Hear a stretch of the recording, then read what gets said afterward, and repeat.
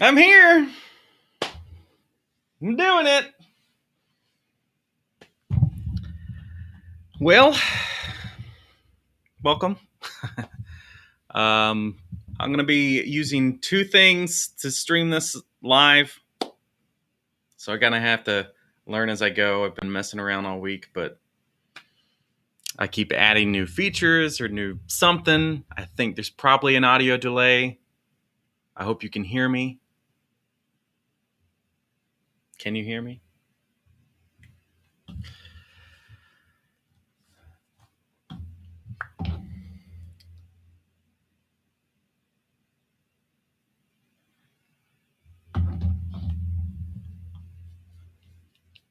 I don't know how this is going to go. Might not even go. Might have two people watching. So here's the thing. With all of the things that I'm using in connection to thing in the restream, which is right here in the corner, I don't know who's watching unless you say something. Say something, Gus. So welcome. It's a little awkward because I have to look at this camera, not at the screen or that screen, and I don't have anybody to actually interact with, and I don't have a script to read like I normally do for my show. I did make some notes on a book that's in the other room, on how I would want it to kind of like an outline here today. But really, this is an AMA, so you can ask me anything. Yes, Gus. Anything. Say something.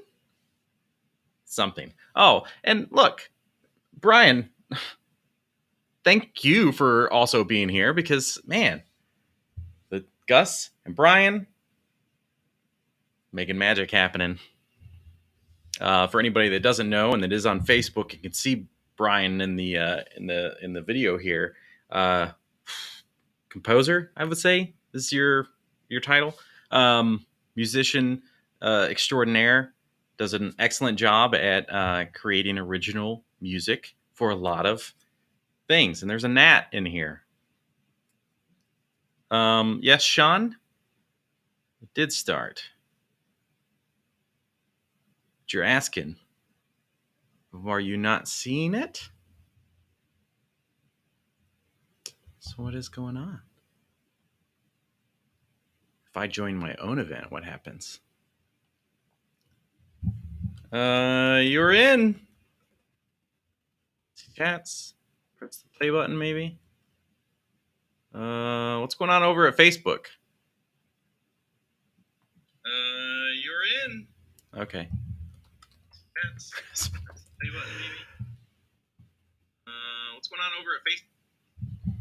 Awkward. There's a massive delay between what I'm really saying and when you guys are getting it. The gnat does not pay rent. It is a freeloader. What are you going to do? Cats do the same thing, and I have to pay money to keep the cats alive. So yeah, I don't know what I'm doing, but I'm doing it. Okay. As far as YouTube,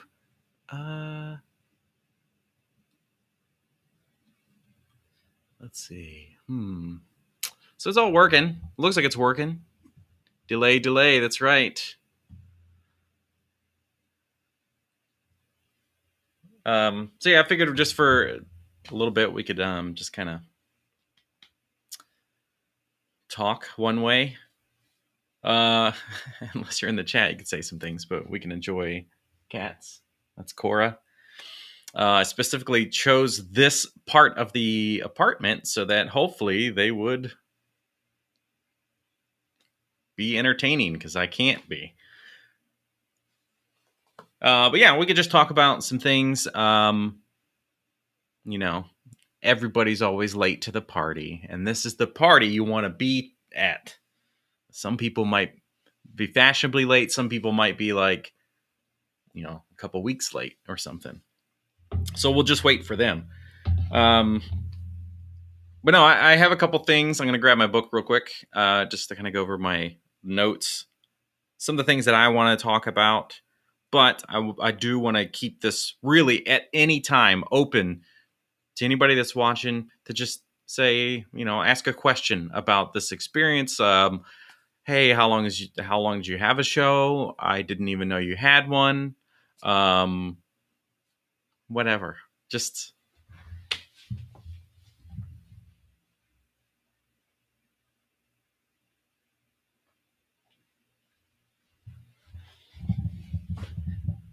and I think the delay is taking so long to reach you that I could probably go use the restroom and be back before the delay's over. But I don't, that's not how that works, is it?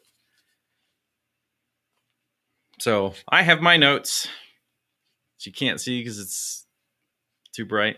So I hope you brought your own, because there's going to be a test at the end.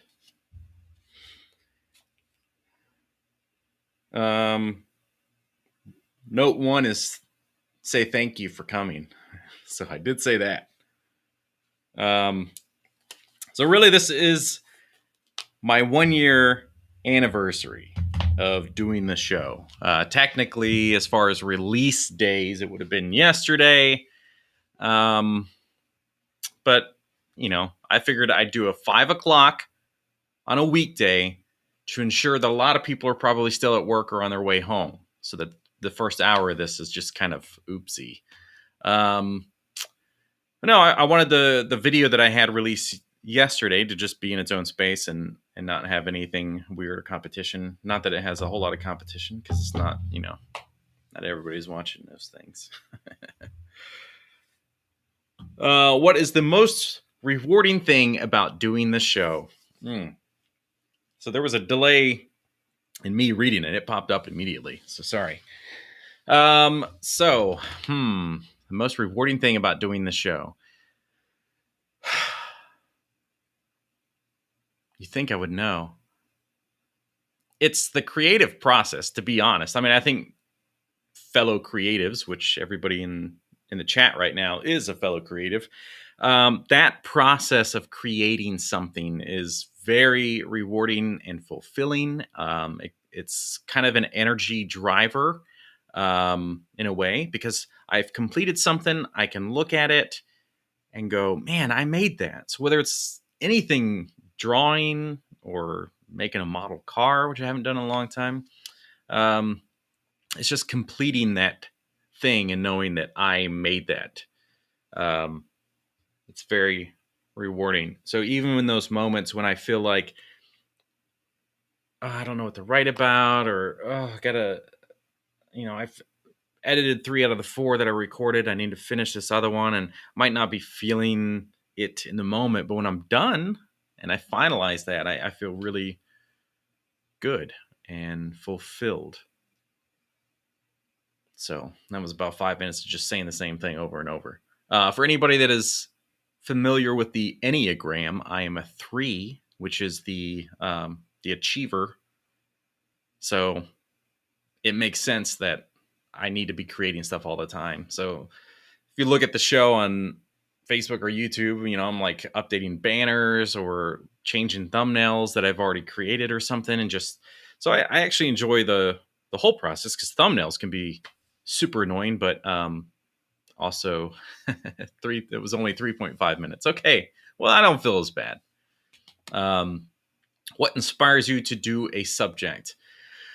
Wow. Well, it just depends. Sometimes it's because it's a hot topic, like the COVID vaccines or something, or mail-in voting. It's been a while since I've done one of those, but it was kind of one of those scenarios where everybody just talks about, like, well, the answers are out there and blah, blah, blah, blah. So I'm like, yeah, the answers are out there. I don't know all of them, but I know that I'd say, for example, want to do mail-in voting. What does that look like? And then, so I just kind of dig deep and find states that have been doing it for a long time, or exclusively, or whatever. What has changed? What are worries? And then is there a real percentage of scare of voter fraud? And it's just like laughable how much that isn't a concern.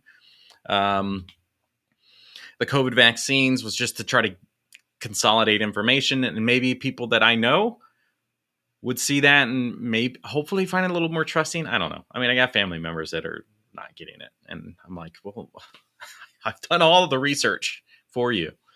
And then sometimes it's just because I don't have a topic and I need something to talk about. So I might, that's generally when I do the like, here's 7 things like from space facts you didn't know about, or 7 tech things that are coming. That's just because I think it's kind of interesting, but I've run out of things to actually write a full episode on. Hello, kids. Good to see you. Kids, for those on Facebook, is on YouTube, which I think you should see in the chat. I don't know. I should be looking at what you're all looking at. Yeah, I don't know if you can see the chat. That's because I turned things off. Give me just a second, y'all. Go filters. Gonna turn this thing on. I'm gonna resize this bad boy. Now it's me, but smaller. So there is a chat box. Let me know if you guys can read that, or if that's just too pixelated or too small. I see the cats in the background. That's right. That's Cora. She's the baby. So what is the greatest film ever made and why?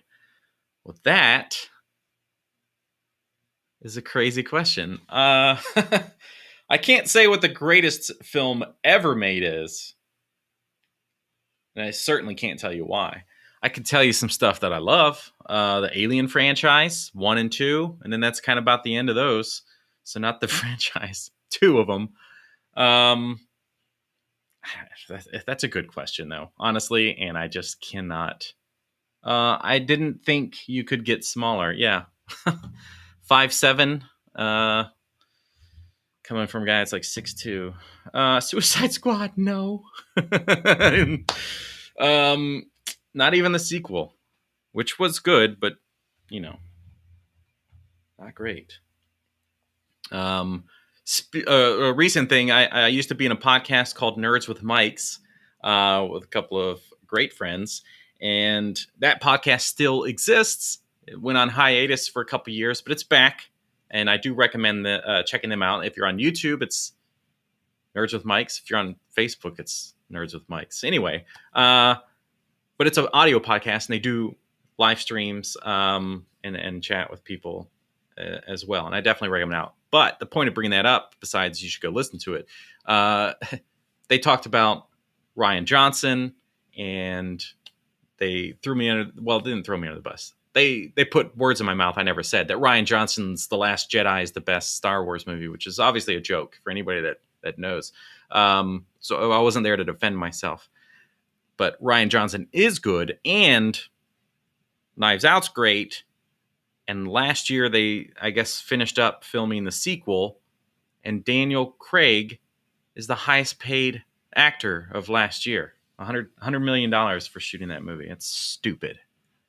But that's Rian Johnson, and that's where Rian Johnson's good, not in Star Wars. Were there any topics you started writing and gave up on? Yes. So let me look at those. And if you would be so kind, tell me which ones you think would be interesting. Got to go through my folders here. Anesthesia, how it changes and controls your brain. It's updating here. The CIA did a full thing on out-of-body experiences. It's just super, super nuts. Established in 1978, but I got a bunch of sources in here, and there's like the real documents have been released, and it's just it's a lot. It's just a lot. So it's really hard to like consolidate that and talk about it, but it's one of the coolest things. Diamonds for computing purposes, because they can make synthetic diamonds that work just as well. but they're not blood diamonds, so nobody wants them. But those synthetic diamonds are better at like processing power and stuff, and they don't get hot. Do animals get depressed? That's one I'm still really interested in, and I just haven't even looked it up. How a drone works on Mars. How COVID-19 can affect your brain. Of course, that data is changing all the time. How to stop climate change. That, I don't even know where I was going to go with that. Marijuana. The article that you wrote for me, Gus, about the history of frosting. The tree that owns itself, which I did write, and I thought it was too short, so I've never used it. But one of the things I was going to talk about is that going forward for my 1 year here is thinking about shorter videos, because they get up to like 8 minutes, 9 minutes, and then it might just be too long. What else? Thorium reactor, which I don't really know anything about. And then I have a long list of topic ideas that I just haven't even dug into. So that was long. What's your favorite episode so far? I knew someone was going to ask me that. I didn't expect it to be you. And what would what is my favorite episode? I don't know. To be honest, it's hilarious about doing the work, because I tend to just retain little bits of information about an episode that I've done, and then I just forget it all. It's like, okay, well, that's over. I'm glad I did that. It's done. But I would say any of the videos that I get to do that I actually get to play with animations. Because not every topic makes sense for me to like figure things out and try to animate objects in and stuff. So I would say it's probably somewhere in like facts about the T-Rex or how we move through space or something. So I get to find PNGs of planets and then just like animate all those motions in. That's super fun for me. It takes way longer than it should probably. What project or episode are you most proud of? Well, I see you're kind of late to the game there, Travis. Project or episode am I most proud of? Multiverse was fun. Yeah, thank you, Sean. That was a fun one to do, and getting Sherrod and Gus to jump in and kind of play alternate universes of this show.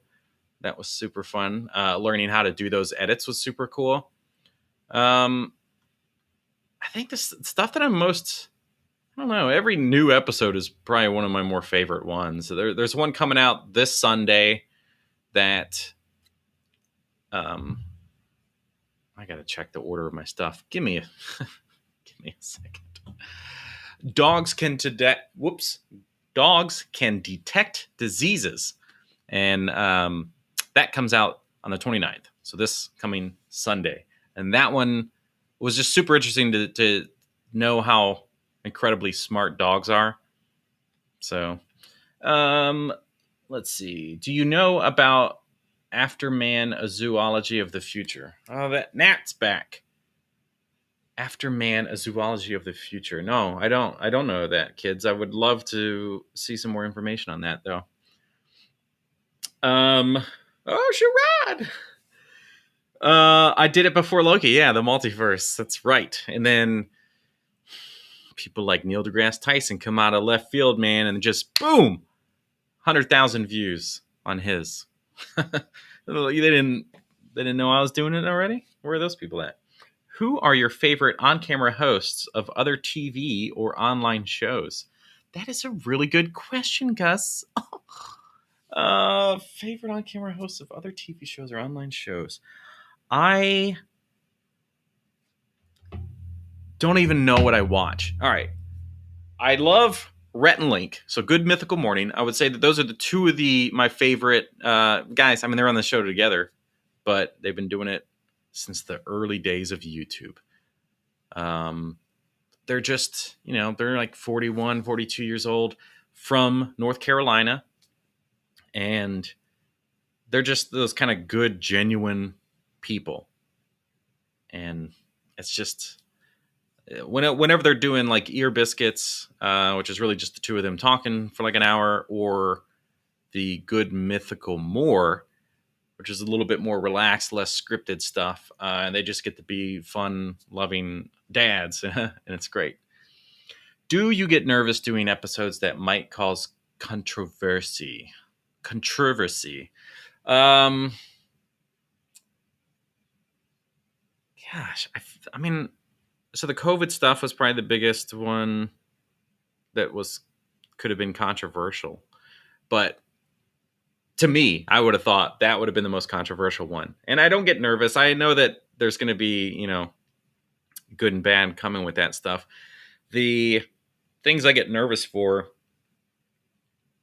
are like the one-line things that I say that might be offensive or something, and I don't realize it. The craziest episode that is the most controversy, unfortunately, is Climate Change 2020. Nobody's paid attention to my follow-up one, which was about big oil and climate change and how they lied about everything.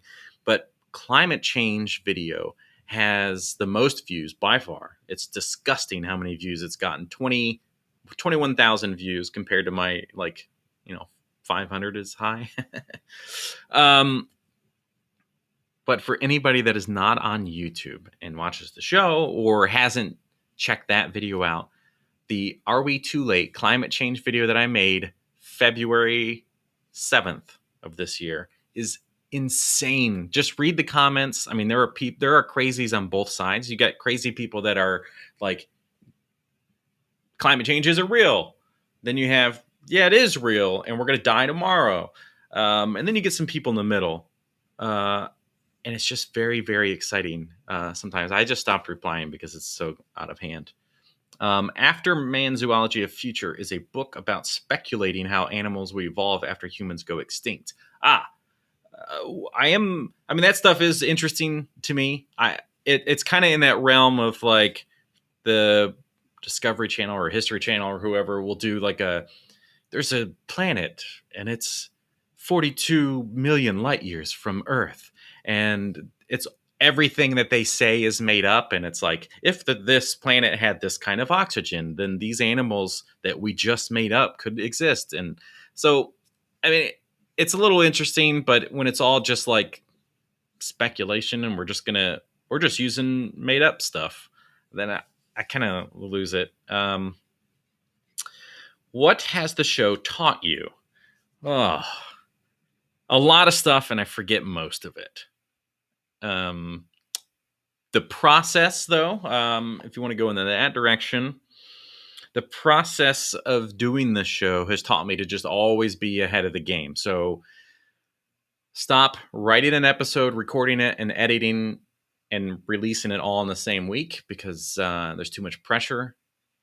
Then the best step is really just to write as many episodes as I can, shoot them all in one day, edit them over the next few weeks so that I'm essentially a month plus ahead of schedule. So if something happens, not a big deal. Everything's recorded. But I've put myself in a situation where I have no episodes written. Next Sunday is my last one, so I got to get cranking.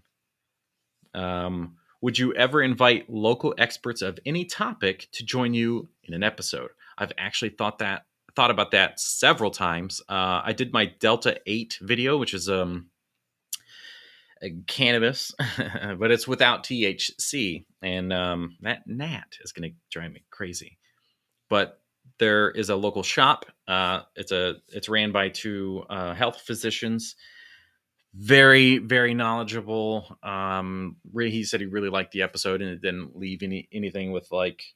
It kind of just gave facts and didn't say like you should do it or don't do it or it's bad or good or whatever. So I've thought about having him on before, but then I'm like, I don't know if that environment works yet. And I really have wanted to do a podcast version of this show that is audio only. And that one, I would have maybe guests come in or a co-host, and we just kind of talk about topics casually rather than preloaded scripted stuff. And so it's just kind of, we get potentially different perspectives from it. And that would be way easier, I think, to get local experts in for different topics, unless they just host the show themselves or I hand it off to them. With all the stuff last year, I thought about, like, well, what if I brought in, somebody to represent the Black community and talk about stuff? But I mean, with my like low view counts, especially last year, it's not gonna help anybody. So maybe one day, if there's more reach for my show, that it's worth it for people to invest, that kind of thing. Plus, I just do it in my dining room, which nobody probably really knows unless you know me. It's literally right over here. Right over here. It's just a big green cloth tacked to the wall, and I put a bunch of stuff up on a table. I got light boxes, teleprompter, and then I just go to town. I don't think you can say that. You should hit the street and get public opinion for an episode. That will definitely get a what the what reaction. That's very true. That's probably a better way for this show to exist with that name.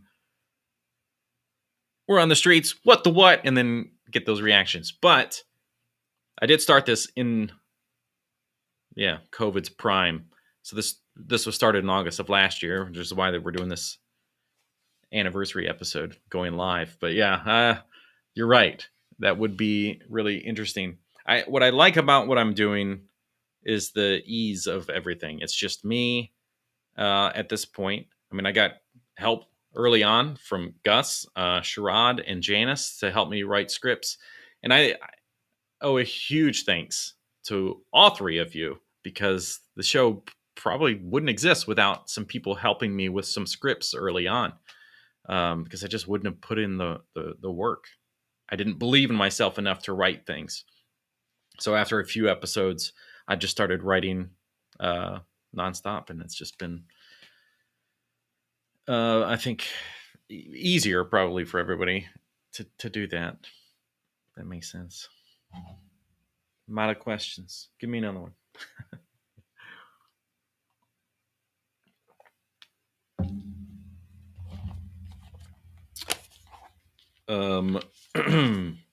What else did I want to talk about? It's my first live stream. Why I started the show. So last year I was in the mess of COVID, obviously, as we all were.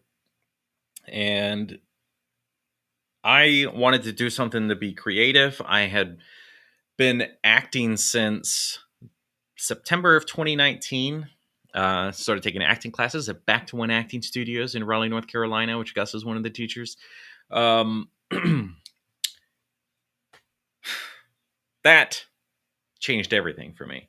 But I was getting jobs as like a host kind of thing, or what's called like an industrial style thing. So I would get hired, talk to the camera, have to read a teleprompter, and that just kind of made sense. So I was like, well, if that's a realm that I can exist in and I have experience, I just need something to talk about. I know I have the energy and stuff, and I want to be goofy and things. In some episodes, I like took the goofiness out of it. But doing the show just required all the missing parts. I had a green screen. I just needed to understand the skills to get it to do it better. I can't keep up with the chat. You guys did what I asked. Which would you prefer? Viewers receiving your shows as facts they adhere to, or viewers watching your shows and maybe doubting but opening a good dialogue on the topic? I don't think I have a preference on that. I want people to potentially doubt some things and be open to a dialogue. I'm open to the dialogue, and I try to get that going sometimes. Like maybe it was just the pinned comment on YouTube. That I do want to have those conversations, and sometimes it's the viewers that have the conversations together. Ultimately, each video isn't getting the views needed to really engage in that kind of stuff. But anytime somebody comments, I do engage with them, unless it's one of those comments that YouTube just randomly deletes. Like I can see it the notification and I click on it, it's just gone, and it's not in a filter or anything like that. It's just gone. It looks like spam for some reason. I sometimes end an episode or like sway things that like to me are like, yeah, mail-in voting is fine, that kind of stuff. But I ultimately do want people to just kind of come out of that and going, oh, I learned something. Let me make up my decision. Which cat is your favorite? All cats. That's not a wrong answer. If you ever say you're alone and you need to remember that there is millions of tiny organisms all around you. Yeah. Yeah. You're never alone. You're covered in mites and stuff and things in your eyelashes and eyebrows. And yeah, it's gross. That's right. I don't have a favorite, but it's Cora. No, it's all of them. They're all my favorite for different reasons. So, next thing. So the concept was I just needed to talk about something for the show. I don't know. Can somebody write something for me? So Janice was so kind to share a couple scripts that have not been seen by the world. One was about dogs and the like people cooling the pads of their feet. That's the first video I ever created. It does not exist for anybody to watch, other than a select group to kind of give feedback, and Janice, of course. But it was a script that she had written for something else in the veterinary field, and that's where I kind of experimented, I guess, and challenged myself to see, does this work? What do we like? What do we not like? And some of my early episodes are super cringy. Oh my God. But I keep them up. Somebody commented the other day on the capsaicin one. So like, why are peppers hot, or what makes things spicy? And they were like, you shouldn't try so hard and blah, blah, blah. And I was like, boy, you don't even know. So that was an early one. And I let them know, yeah, that was still trying to experiment and figure the show out. And I don't think it's like that at all anymore. And then they were like, wow, you got a sub out of me just because of the conversation. And yes, your stuff has changed. And they really like engaging with the people that they're watching, which makes sense. And I like that too. I like to talk to my audience if it's possible. When will we see an ultimate blooper reel? To go back through all of those videos, I probably will never do it. There are so many early episodes that I kept some bloopers in, and then tons of bloopers that I took out even still. The early days before I had a teleprompter, which I think you can kind of tell, the when I first got the teleprompter, it was more of my eyes going back and forth. But prior to the teleprompter, there are cuts like nonstop because I'm just cutting things out. I'm like looking over here at my laptop, reading a line, and then going, okay, I got to memorize it and then say it to the camera. And maybe I forgot. And if it's too technical with numbers and stuff, I'm just like, I have no idea what I'm saying anymore. But it would probably be a deal of bloopers if I consolidated it. I think it would be fun later on. I mean, if the channel, ideally the channel goes somewhere and I start putting the extra work into the episodes to make YouTube like me.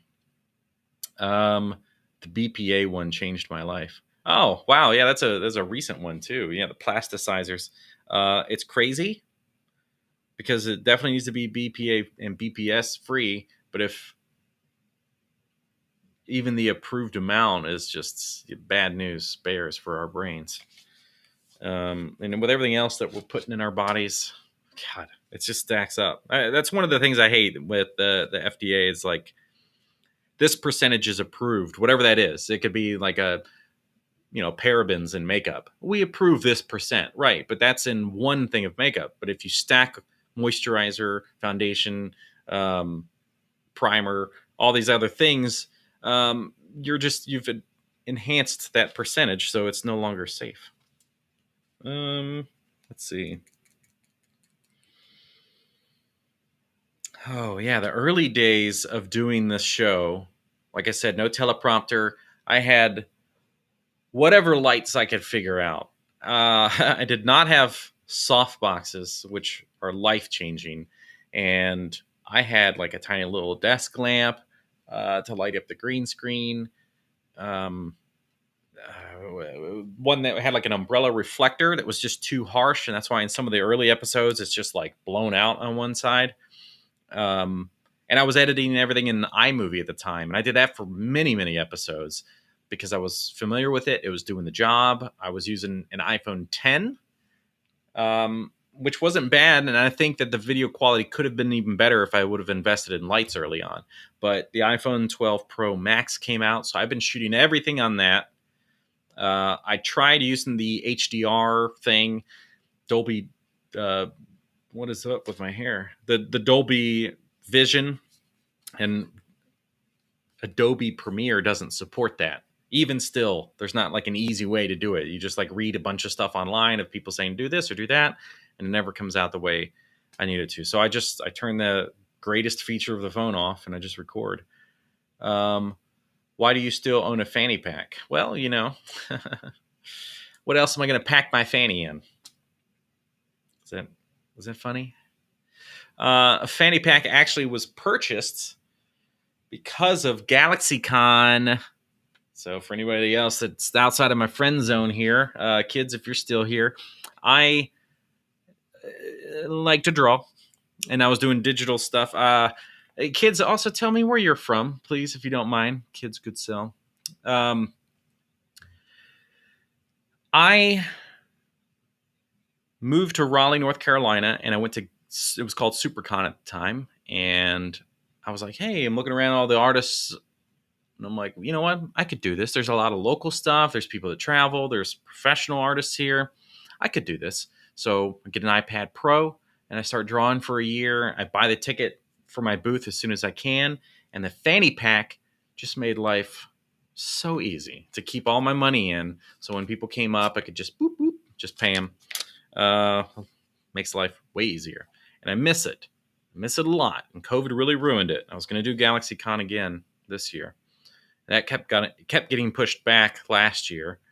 And then I was like, I still don't think 2021 is going to be good. I do have my booth set, or purchased or whatever for next year, though. So hopefully everything goes well. You guys come to Raleigh, North Carolina and buy some art.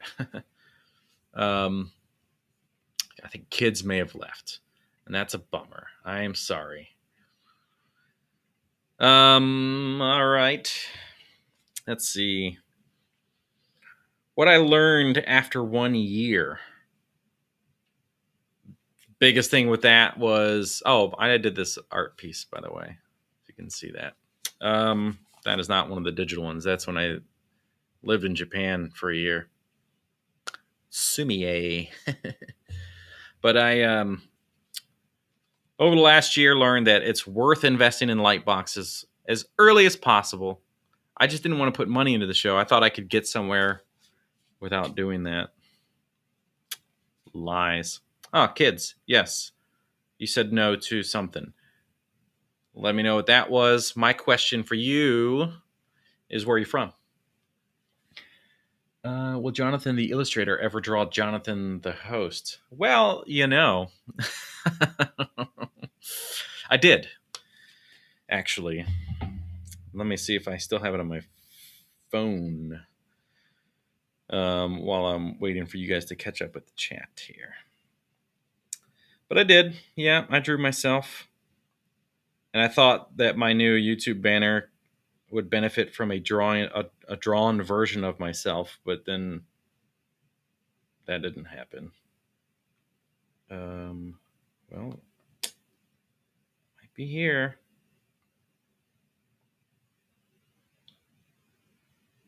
I might be forced to go get my iPad. Oh, yeah. With just a white background. I'm sure this is going to show up real well through all the internet. But yeah. So that's one with like kind of enhanced colors. And then I did like this kind of flat version. But yeah, don't think it's any good. I mean, it's good for what it is, I guess. But I did not like the end result. And my banner on Facebook and YouTube, that's what all of that kind of came around to. That's why I have all these like I just got like images and images in my phone of things I illustrated so I could make my banner like a weirdo. But I also found that I think going forward, I'm going to use my hand drawn stuff in my episodes because next Sunday is one about dogs and how they can detect diseases. So I did that Shiba and I used it in the episode. So that's fun. Canada, whoa. Oh my gosh, tell me about your healthcare. And thank you, by the way, kids, for always being around and commenting and watching videos. I sincerely appreciate that. I think you're the only person in all of these chats and streams and stuff that I don't know personally. So I want to definitely let you know that I really do appreciate you.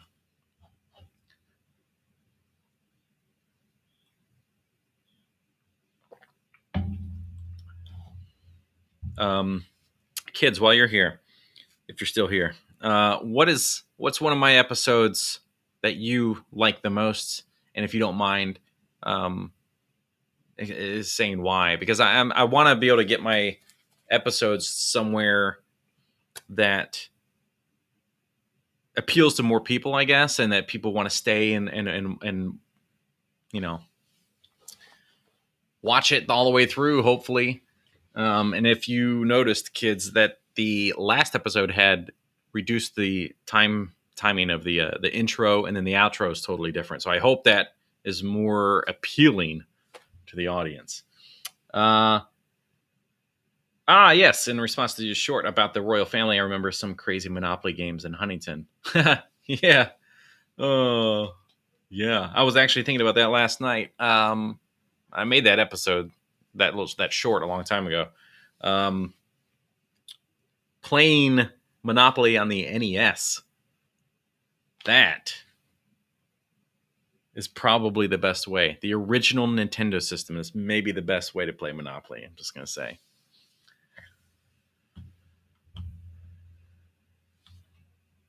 I don't really know which is my favorite. That's okay. Do you edit your own videos?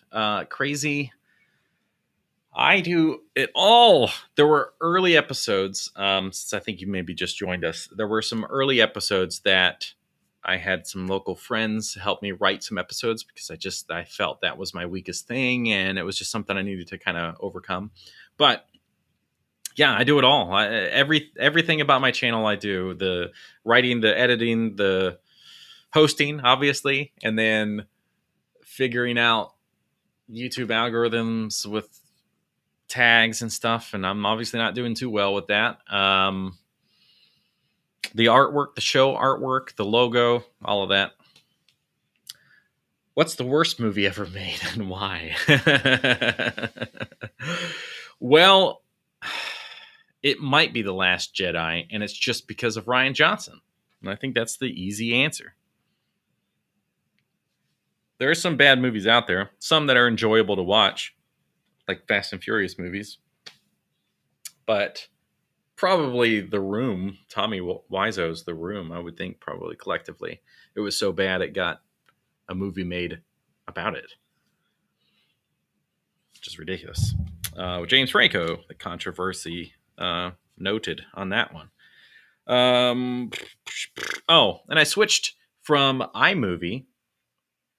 I don't know how many episodes in. I think I keep all of that in my show notes because there's like a bottom half of the show notes gets carried over on YouTube of everything. And there's a section there about changing like to the iPhone. Then I tried Premiere or whatever. And I use Adobe Premiere. So that kind of goes on Crazy Bridget. I am a web designer. Graphic design was my major in college. So I have all of the Adobe stuff, and I just kept using iMovie like a dingus, and decided to finally buckle down and try Premiere out. There's some tricks to get green screen to work and not have to use After Effects, but it's working out for me, and I love Premiere now. It's a great program. Have you considered also, they should do an edit of this whole live stream where I just go, Have you considered a collaboration with someone established? Also, check the Spiffing Brits videos on how to get huge interactions on YouTube. So I've been recently, so anybody that is into this world, watching Film Booth, and that channel is just crushing it, man. But the feedback, I've implemented a few of those changes since I've been watching. It's just like catching up to the edits.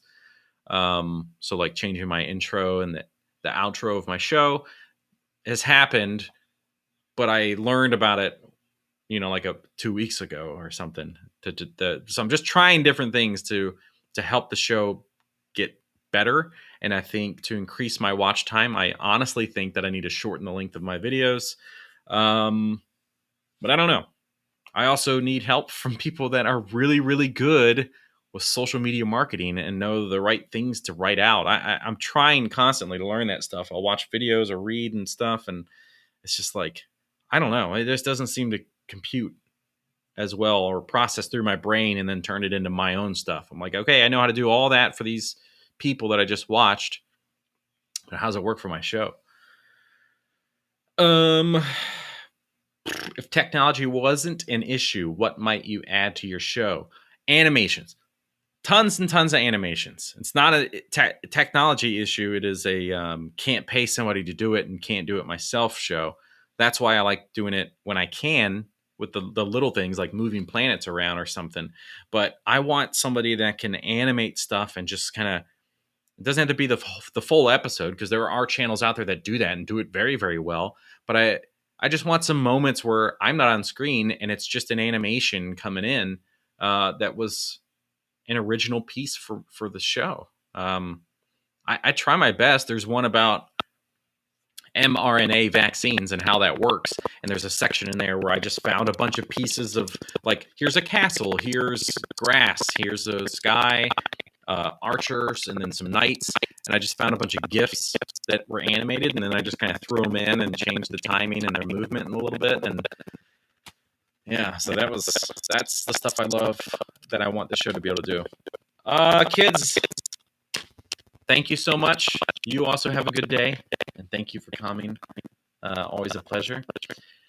Sean, how often do you flood Twitter? I don't at all. I hate Twitter. I have one. I try to use it, but I really just can't get into it, man.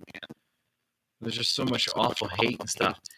And I understand that really a lot of being successful in this space, social media, is being part of the community and just like getting out there and like talking to people like you would do if you're running for mayor in a town. Get out there in the real world, but in social media, get out there in this digital world.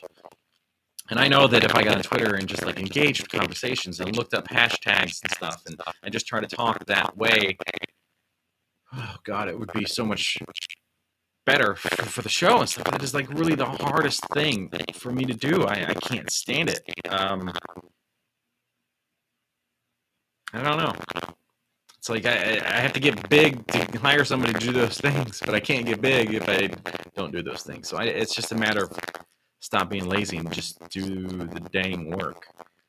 You have great content and interaction with your viewers. Presentation is on par with channels like ASAP Science and Today You Leaned. I think you mean Today You Learned, which I did see something with those guys recently. I didn't know that was a thing, and I was like, oh, shit. There are people in this realm that are crushing it. And I did just say shit. Oops. I don't cuss in the episodes, which is another thing. So anybody that hasn't actually watched the stuff, or if you have kids or whatever, my show's, I think, kid friendly. And if there's something that as an adult you might be like, that's not kid friendly, it's like watching a cartoon. Like, those lines mean something to the adults but don't mean anything to kids, I think, hopefully. But I try to make everything good for everybody. Would Toonly work for you, creating explainer animation? I don't know. Not familiar with it. I have to check it out. And is that a service that you create the stuff yourself, or you hire people? because I can't afford anything. I could barely afford the lights and the teleprompter. Took me months to finally just cave in and do, and obviously was worth it. Some other things. What I learned over the last year was lighting. Use Premiere Pro and stop being afraid of change. Writing, I can do it. It's not going to be the greatest writing, and it probably doesn't have some kind of like arc that goes up in the middle and gets the viewer to want to stay. That's what I need help with. Being ahead of myself with videos. Yeah. So I talked about everything that I had for my notes. I was going to go over some other things. Create it yourself. Great. Good. I will definitely check it out. Let's see here. What was some of the things that I wanted to show you? Oh, I have welcome in the background for the last like 30 minutes, like an idiot. It's all this. It's all my thumbnails. I was going to go over some of that. So anybody that was interested, like this is what it looks like for me. I use all of the Adobe stuff. This is a web design program and a prototyping tool. So it is not designed to make thumbnails and things. It's made to like literally design web pages, which is what I do. But I've just found this program to be so simple, so fast at like any copy paste and moving and layers or whatever. Like it works very, very well. So I do all of my thumbnails in here, and you can see some of the all the older ones are still in there. Yeah, some of the early days stuff and how it changed. Because I eventually will go back. I mean, and just kind of redo all of them, which that's exhausting. Is when I feel like I redo the entire list of thumbnails. So I like a little bit of the thought process or like trying different elements out, but instead of just showing you thumbnails that you can see on YouTube, what I'll do is I go in here, I'll take this, make a copy. I can, get rid of this dog. I duplicated it a bunch because it had a drop shadow. But yeah, so sometimes I'll just have to take an element, right click, edit in Photoshop, and then I'll cut out the background. That's how I get all of my own images without the green background. And then, so they all start off like this. I just do like a 2-minute video of cringy, stupid YouTube thumbnail faces. And then I'll go in, edit in Photoshop, get rid of the green background. Generally, I was adding the white outlines and stuff like this. But because some of the videos I've been watching and looking up some other YouTubers, I was going to change up the style a little bit. So I got rid of myself in a bunch of these and just try to focus on the topic more so and not cringy faces, because both styles work. And I don't know if like people don't know who I am yet. So they may look at that and be like, God, what a cringy dude. So I just want to play around, see if non-me, because this is my highest viewed one, and it's literally the worst, awful, plain thumbnail, but that has the most views. I do think it is the topic, but who knows? What makes a good host? Well, obviously the Cody, you're sending me YouTube things. I'm in. Thank you. Thank you, Cody. What makes a good host? I would say that I'm not anybody to decide. There are some videos that I've watched that I'm like, I can't stand the way that they speak. And it's not like anything they can't help or something. It's just like, it just doesn't work for me. And then they're blowing it out of the water. So, I mean, energy. I mean, if you're looking up stuff like tell me, internet, Reddit, or whatever, it's going to be energy. Can you bring energy to the camera and keep people entertained with your audio of your mouth? Then that's a good host. And you don't have to have any particular look. You don't have to have any kind of particular humor or anything. And it doesn't matter if you have like a speech impediment or something. Like there are places in social media, YouTube or wherever for content creators. There is a space for all of these people, and I think that's super, super cool. I mean, podcasts with people that maybe otherwise would think that, oh, I don't like the way I talk or something, but they're it's like an audio only, and they're great hosts. Can you do a segment on the digestive system and call it "What the Butt"? Hey, that's my kind of humor. That's pretty good. What the butt? I like it. So thank you, B Bowls, and I will call you B Bowels. I think it's the glasses. Need the glasses to be a good host. You nailed it. Haha. Well, thank you, Joel. And these are actually, that's funny. These are not my channel glasses. Side note, I don't know why I decided to just go with a blue shirt every single episode. I know early on I was like, well, I could shoot multiple episodes in a day. I'll just change shirts so it looks like it was all recorded on a different day. And then I was having lighting issues. But now that I've gotten the soft boxes, I should just wear different shirts, not just wear a blue shirt. What is that? I'm not a cartoon character. But these glasses, these are tortoise shell, and these are just like my everyday wear. The black frame glasses that I wear in my channel, which are very obvious in these cringy photos. Those I just put in a case and wear them rarely, maybe for an audition or if I get booked in a shoot for like a commercial or something. I'll take them. They may or may not want them. Generally, they do. And then for the show, I just they're kind of scuffed up these days, so I don't like to wear them out. Have you ever stolen anything? I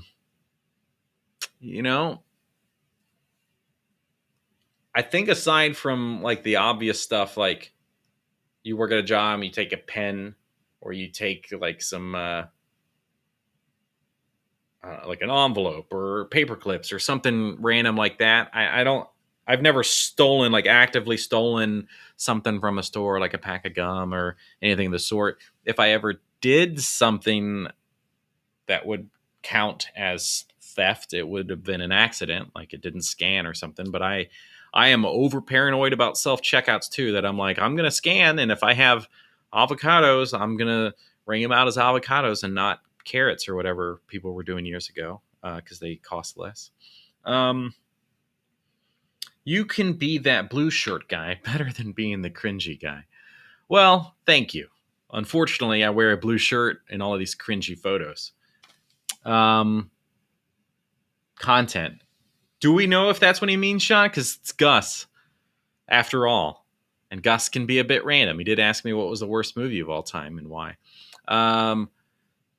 But content-wise, no, not that I would know. I mean, everything's been talked about. I have, if anything, has been taken as subconscious. But I usually have like 4 or 5 sources or something that I'm like reading all these articles, and I'm trying to figure out like what makes the most sense.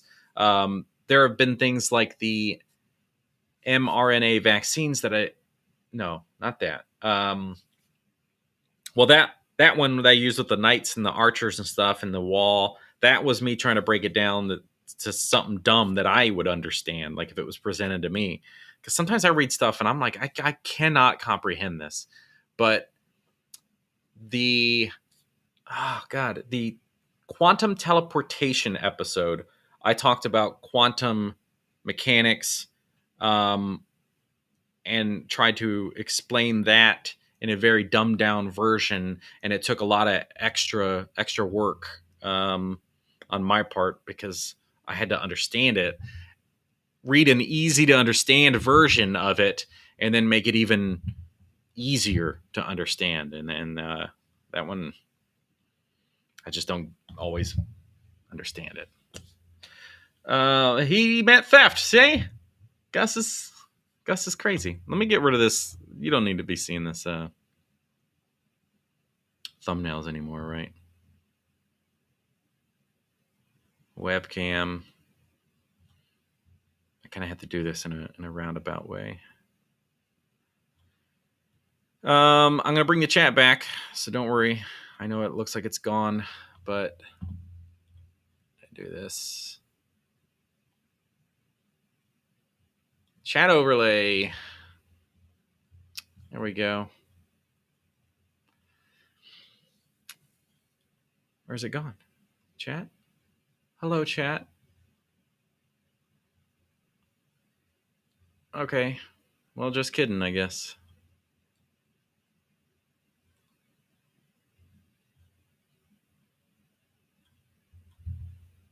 I don't know why. All right. Well, sorry. We'll get it.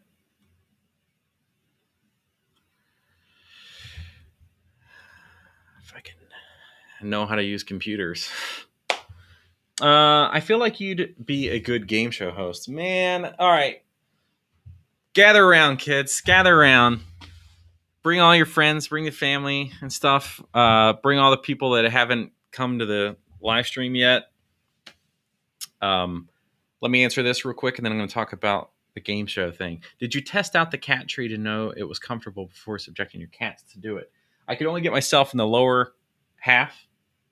And I was a little too worried about the weight on the top one. So I figured if this one was good, even with that stump in the middle, that one's probably good. So they use the top one a lot. So I'm jealous. All right. So you feel like I'd be a good game show host. Well, thank you, Joel. So when I get on this stuff to do a video, I have to enunciate. In an everyday conversation, I don't do that well. And sometimes reading, even with a teleprompter, having the words in front of me, I get tripped up on words. If there's two certain words together that my mouth doesn't want to navigate very well, then it's really hard for me. Synesthesia is a really hard word. That whole episode and those bits and clips are coming out now on all the like TikTok and stuff. And that is, God, it's a hard word. But I auditioned for Donut Media, which is a YouTube channel. They're on Facebook and stuff too. But it is a car show, a modern car show, the good stuff, not the two mechanics in a garage on cable TV or something. It's fun. It's funny. I mean, they've been putting in the work. It's great. They have like over 1 million subscribers. They're doing very, very well. I auditioned because they were looking for a new host, and it took a lot of work. It was like record 5 different videos, write 3 different script things. It was the most intensive audition that I've ever had. Intense, whatever. Required the most work. So then I'm waiting for weeks. I get a call back. They're out in California. It apparently was for a game show host that they're going to do a new segment on their show that's like a game show style, and they were looking for a host out of thousands of people, like 2,000 or 3,000 people that auditioned. I was in the top 38. And that was confirmed in the interview with one of the main hosts and one of the directors. And then in the email when they told me I didn't get it. But that was just a month ago. And last week or the week before, I finally got the confirmation that I didn't make it. But it was just a wild experience. And it was a cool callback where it was just kind of getting to know me. But being in the top 38, but that was for a game show. So thank you. I am in the top 38 of being good game show hosts, but not good enough to make it. Brittany, good to see you. Can you do a segment on the digestive issues? Oh, wait a minute. You already asked me that. But on YouTube, right? And I do like calling it what the butt. That's my kind of humor. And it was on YouTube, wasn't it? Yeah, B Bowls. And I said I'd call you B Bowels. I'm sticking to that. And they'll keep you in mind for the future. That's right. So Donut Media, after all that stuff, they were like, we got other things, and we'll need contestants on the show. And I keep looking at myself down here instead of the cameras. I'm sorry. So they're like, well, we'll keep you in mind for those things. So hopefully, who knows? I mean, if they need another host later down the road, this guy. One of the things that may have hurt my chances is that I said that I didn't want to give up on my show, and that I would hope that I could continue my show. There was no conversation around that, like, no, we can't do that. It's conflict of interest or anything. I can't imagine that they would feel that way. But yeah, I ultimately want to not work for somebody else, and I want to be able to just kind of do this for a living. I don't need to make a ton of money. I don't want to be. I mean, I do want to be. I don't expect it, though, to be that Mr. Beast style where I'm giving millions of dollars away because I'm so filthy rich. But I just want to be comfortable, make a living, and not have to work for other people because, favorite game shows. Game shows? I don't know. I don't watch them. Yeah, it's Cora. She looks like Gemma in the camera. She's so dark. Yeah, I don't know. I don't really watch game shows, but my favorite TV shows, since you didn't ask me what that was, my favorite TV shows would be Modern Family, Bob's Burgers, Brooklyn Nine-Nine, Ted Lasso. Listen, if you have not watched Ted Lasso, please do. Ted Lasso will just make you feel so much better and like warm your heart every episode. Joel, you could do a game show style of video about the news you post, like an award for the strangest whatever. But is it a game show if... Is it a... But I have to have guests and things, right? Gotta figure that out.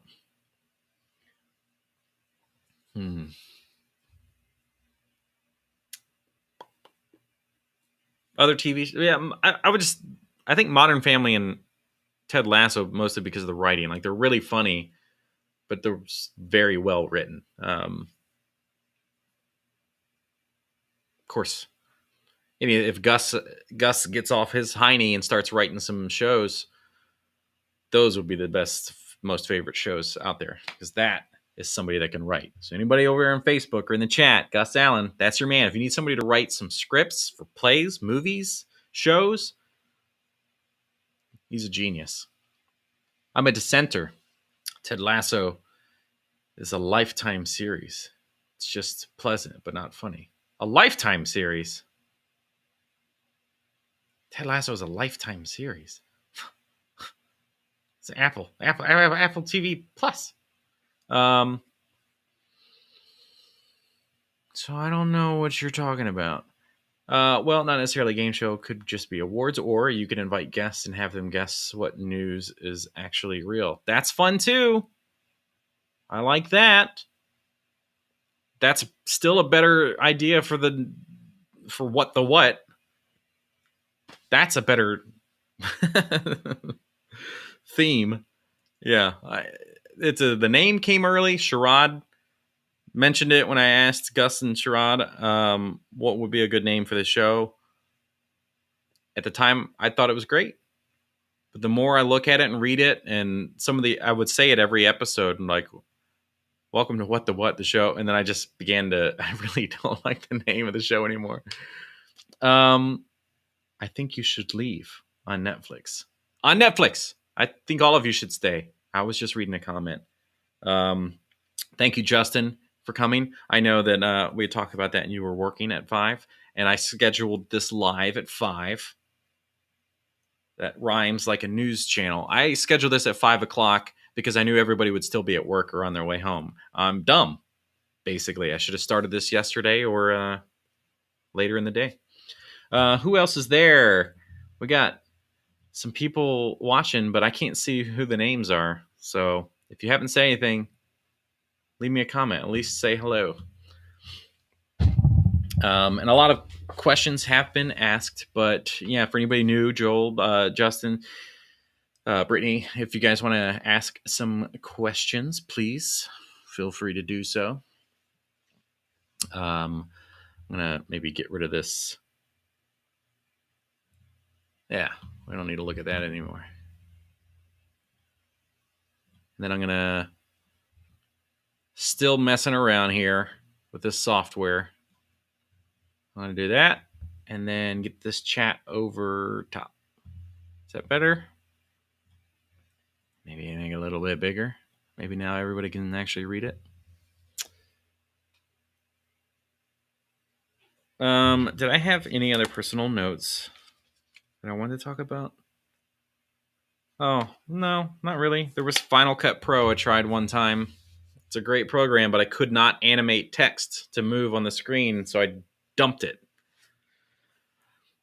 The name, what is growing on me. I think consistency is key. I don't think it's a bad name at all, but I've seen many bad names get popular, though. True, very true. Sometimes they have like some old YouTube name that they made way before they started a show, or they changed their style over the years.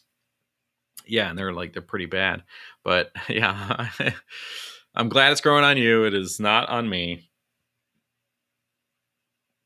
Would you ever do episodes on location without green screen? That's interesting. I mean, I've thought about that kind of stuff because there's a couple topics that I've wanted to talk about, and I'm like, it would be great, but I would want to go there.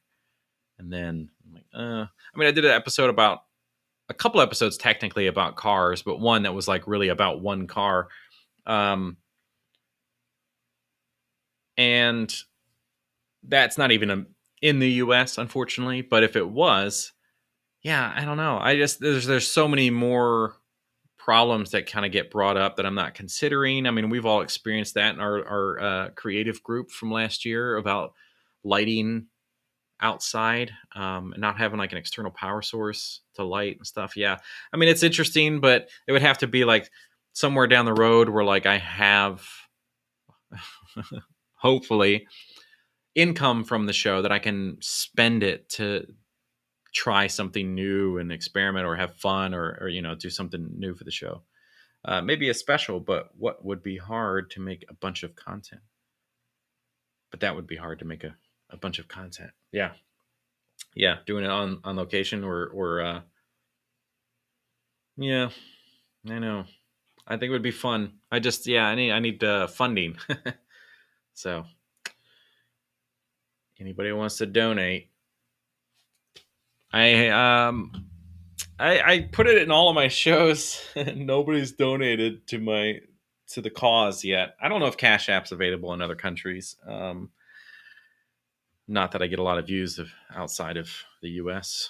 or in general, but I did have a friend that was very kind to donate to the show earlier this year when I was kind of involved in a Facebook chat about like, what are you doing outside of work, like what is it that you're passionate about, and that was something I talked about. And I do have a website, and maybe she just pulled the link from the website or something.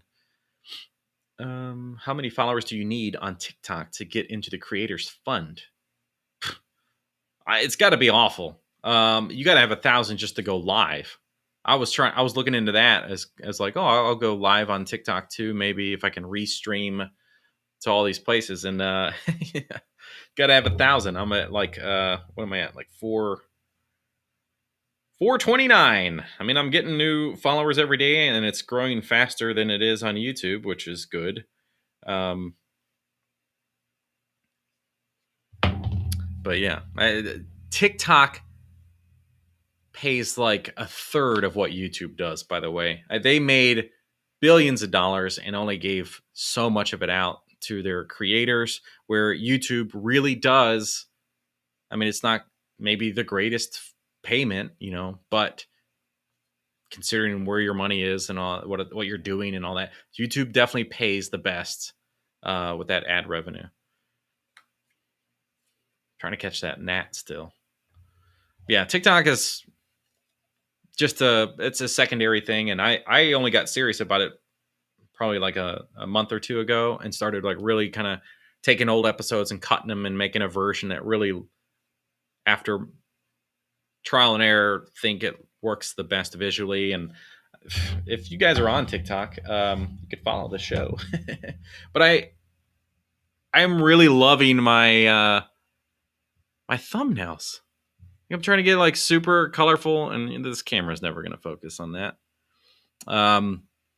But I'm just doing these, trying to be different on TikTok and not just have the animation like with some words on it. I'm trying to just like stand out so that if somebody goes to my show, they might be interested in that layout. It really is very obvious of what, because I do it in parts. I have to do it in like 6 or 7 parts, and I don't think it's very pleasant to look at a bunch of animated stills with something. But that's probably why TikTok is successful, because they're not doing still images. The word dingus come from, I think my name came from that. Dingus, yeah. So I've seen people with the last name Dingus, and I think it is a word potentially used at least some point in time. But it's definitely someone's last name, which is embarrassing, I think. But the first time I heard it was probably from Tim and Eric. And then my friend Mike Terry would say it all the time. He'd call me a dingus because he knew the truth.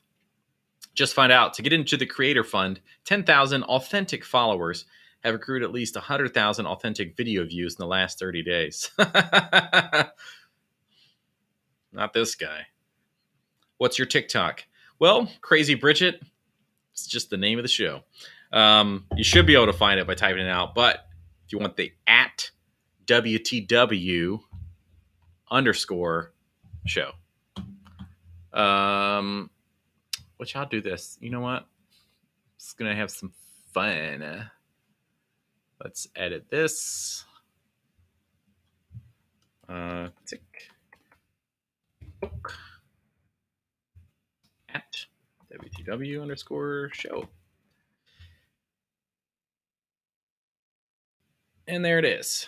That's kind of my Instagram one too. I don't remember if I put the underscore in there or not. I've had to play around. Sometimes I'll get the name of the show as a username, and then I turn around and can't get it somewhere else. Yeah, it's the same on Instagram. Just like, I go through and I make it for all these things, and I'm like, oh, I need a Twitter, and then I have to figure out the what show or something, and my email is the what show at Gmail, and it's like I don't know. I do like all the graphics you've been doing for the show, all top notch. Thanks, Joel. You were a big help in that a few months back too, and that was very kind of you to pull over on the side of the road and talk to me in Facebook Messenger about some ideas and giving me some comparisons on my thumbnails. I think the fun part about doing TikTok, Instagram, doing those still image thumbnails for the parts of the episodes is that I have to do it in a different format, and I'm maybe a little bit more creative in all of those, and it might be that I need to find those thumbnails need to make their way to YouTube in some form. Top 3 members of the Wu-Tang Clan. There are not. They're all equal. Jesus. Man, you should be embarrassed to even ask that. You can't rank one clan member, Wu-Tang Clan member above the other. It's dangerous. Not just saying that because I don't know any of them. I just know that they're nothing to mess with. What software do you use to create your thumbnails? Dragon's Beard. Could you tell me who you are? Are you by chance a friend with the last name? No. I'll leave you be. All right. So what I use to make all my thumbnails, I was going over this a little bit earlier, but it is Adobe XD. It's just too convenient. I mean, I still have to use Photoshop to cut out backgrounds of either myself or other things. But it's just a super easy to use program. I am obsessed with it. You can change the size of all your boxes and stuff. So whatever you would need that to be, it's free for anybody that wants to be able to make stuff. Adobe XD is free. There are paid versions of it, but the free version, if you're just making stuff like this, do it all day long. All day.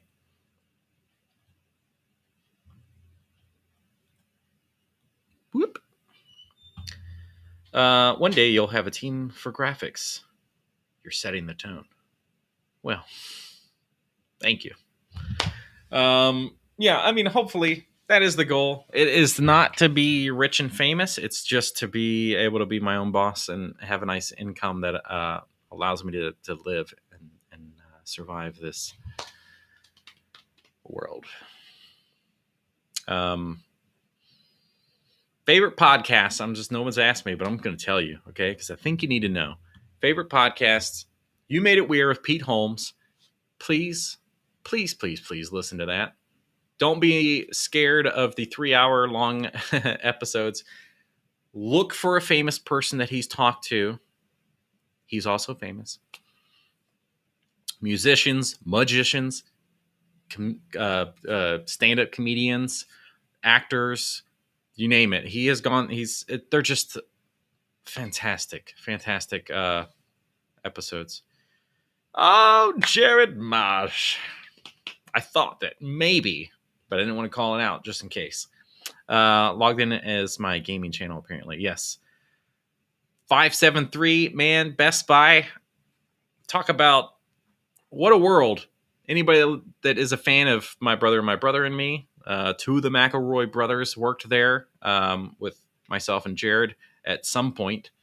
I definitely remember working with Travis. I recall Justin working there in the back, but then not enough. Just depending on our overlap of time there.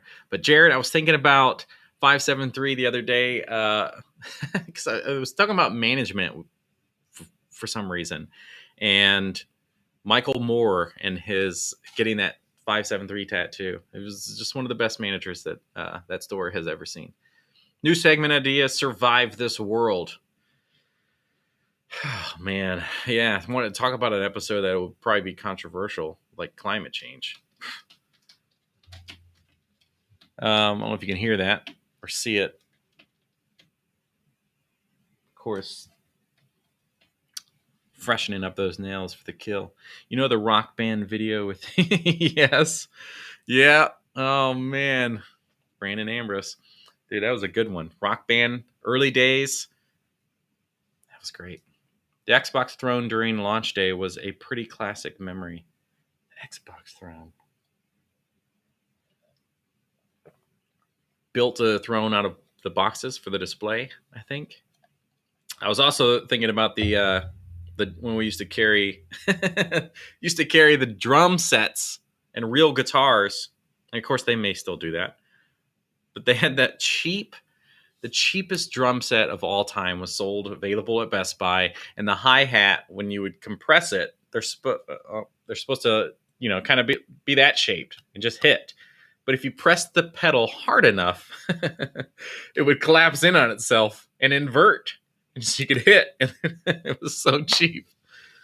I should do more of these. Joel, it is pretty fun. It's kind of weird being the only person that can really talk. So if I do it again next time, I may want to do a host, and I thought about that a lot. Let me move this chat. How rude am I to have the stream? Well, never mind. I was trying to get it out of the way of the cat, but she doesn't want you to see her, I guess. Oh man, yeah, Mike Moore being as big as a dude of a dude as he was. That sounds like something like a nursery rhyme. Sitting on a giant throne made out of consoles. People bought the ones he sat on. Yeah. Oh man, good guy, good energy. A lot better than the aggressive managers that I always say. Like, I think of the word manager as somebody from the '80s in with a tie and a suit and just being like berating people. And I think of a leader as somebody like Mike Moore, somebody that you want to follow. Do you credit your cat as a collaborator? Depending on the cat, they've all made some sort of appearance. Ninja in one of the early episodes with Gemma. Ninja in some of my social posts where she's watching over my edits. And I did credit you, Janice, earlier. We were talking about episodes and writing and stuff, and that I owe a lot to you, as well as Gus and Sherrod, for giving me some scripts. And you're specifically about dogs that helped me launch this whole thing. So thank you. And thank you for coming. I was really expecting about 850 viewers. I don't know what's going on. Why I only have 4. Just kidding. Yes, and Amatis, of course. What's with the side eye? I mean, you've given me plenty of topic ideas, like dogs, specifically, that will come out this Sunday, and other ones. I don't remember. And Joe, LOL. Lots of love. That's what that stands for. Some people don't know. LOL means lots of love. So anytime you get a message that ends in LOL, it's lots of love. I received 100 messages today with Restream. Okay, Restream. LOL, though, speaking on the lots of love, early days, AOL Instant Messenger. This is like, God, it got to be like 1996 or something. My mom's friend and my aunt came down from Michigan, and they're chatting. And this is the days when you go ASL. You want to know age, sex, location, all that stuff. And so these women, they're older at that time, in their late 30s, early 40s. They're learning instant messenger. And that the friend that came down, it didn't matter how many times my mom and my aunt told her that LOL meant laughing out loud. She always would go, "Oh, lots of love." Like the guy would send her a message within a minute of being told it's laughing out loud. She would go, "Oh, lots of love." And I love it. Yeah, ASL. Oh, kids these days, they don't know, man. They don't know what the struggles we had to go through. Chat rooms, ASL. And then you just believe them that they're the same age as you and the opposite sex or whatever you're looking for and nearby or whatever. No, definitely not. Man, and then you're downloading things with kilobytes. Took all day to get an image. Oh gosh. So here's Ninja, which she has not made a camera appearance today yet. I'm not sure if Gemma has either. But this is fun, honestly. It's like hanging out with friends, but I get to do all the talking, which is what I prefer. Not really. No, it's kind of unfortunate to not hear conversation from another person right now. Yeah, I don't know. I needed some way to celebrate my 1-year anniversary, and hopefully it does something for the show. Everybody seems to be watching on Facebook, not getting a lot of people on YouTube, which is fine. I just wanted my YouTube channel to grow, and I felt like, honestly, that if I did a live video, that it might help it. And I didn't really know where a live video would make sense. So when I was approaching my 1 year, I was like, well, maybe that's where it makes sense. It gives me a reason to do it and something to talk about rather than just going live and telling you about vaccines or something you don't want to hear about.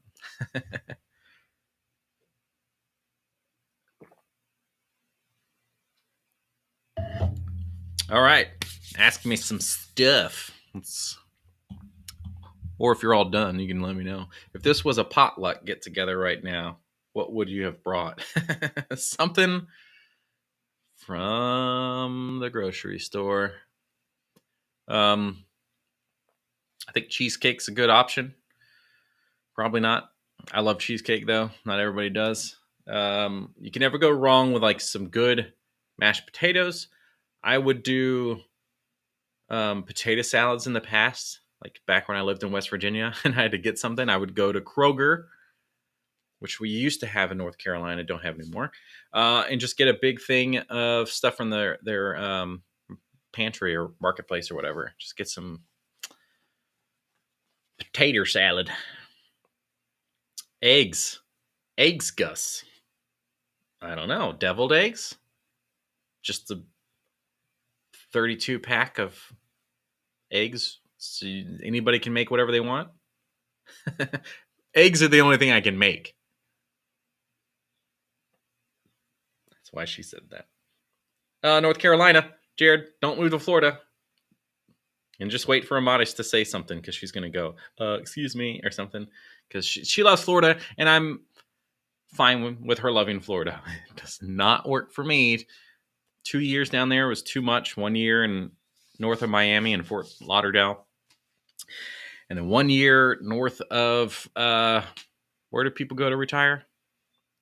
We were in Fort Myers. Whatever. But yeah, it was people down there collectively are very rude. And so much so that when I worked for AT&T down there and I was taking a call, talking to somebody, trying to go through this like issue with them, like a promotion issue, they were like, wow, where are you from? Yeah, Naples. Thank you. The guy's like, where are you from? And I was kind of like, that's a weird question to ask a guy working in a store on the phone trying to help you. I was like, oh, from West Virginia. He's like, yeah, I figured you had to be from out of state because people down here are not nice, and nobody in an AT&T store would ever take the time to like go through and look up the answers and help people. I was like, well, that's awful.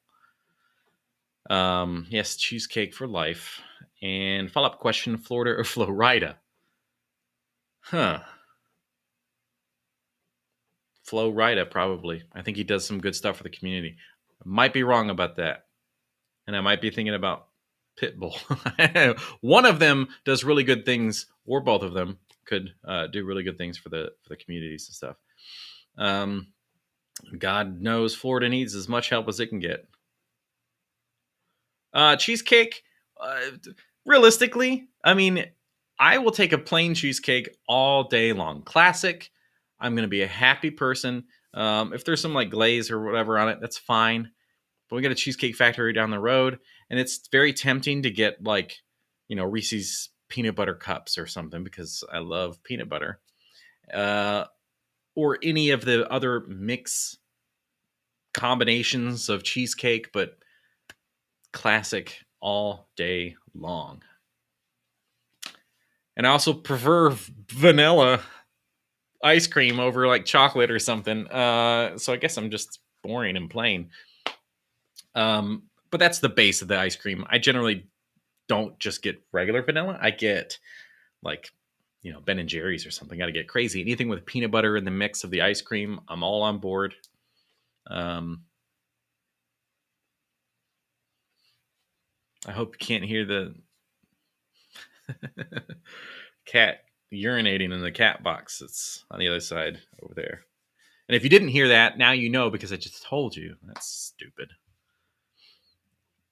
Anybody that's new to the chat, say hello so that I know you're who. I don't know who's here. I just know there's people.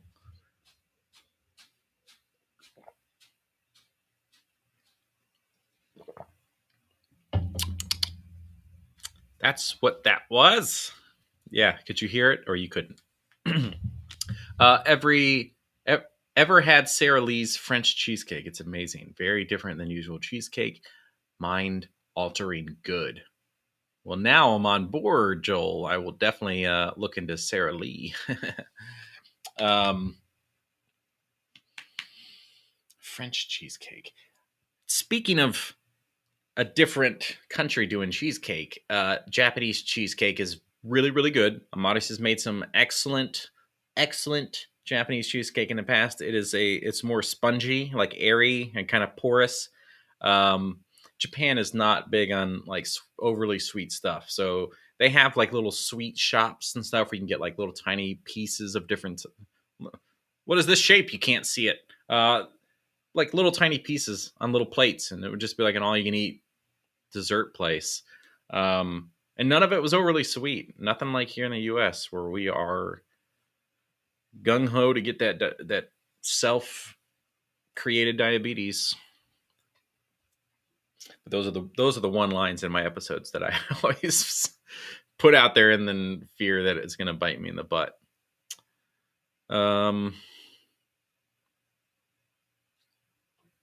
Who else is here? Yeah, it's really a bummer that this all these live interfaces and stuff that I'm using to go to Facebook and YouTube, I cannot see who is here unless I specifically go to the thing and watch it, which is kind of annoying, isn't it?